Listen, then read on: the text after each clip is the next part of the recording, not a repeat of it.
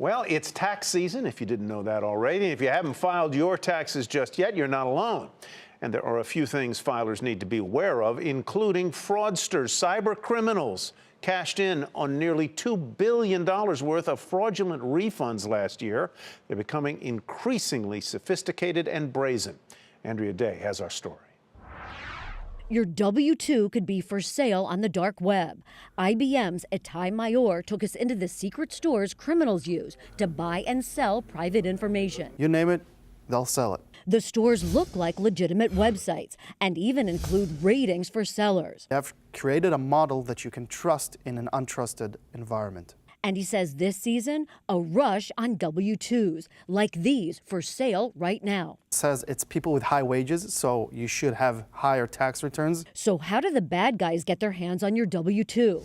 In one scheme, according to Mayor, they send an email that looks like it's from the IRS or a tax provider. But if you click on the link, you're just giving data away. We've actually seen a 400% increase in the number of emails going out that have tax scams. In another plot, they pretend to be a top exec at your company. IRS Commissioner John Koskinen. Someone in an HR department or a finance department get what's looked like an email from the CEO saying, you know, I need all the W-2s for our employees, just send them along to me. Armed with the info, cyber criminals can submit W-2s to the IRS and claim the refund even before you file. And there's more. Mayor says the undercover crooks are also sending emails that look exactly like the tax return you've been expecting. But if you click on that, you get infected. And you infect yourself with a form of malware that can do anything from harvesting your banking credentials to stealing personal information to locking down your computer, ransomware style. According to the IRS, these types of frauds are growing.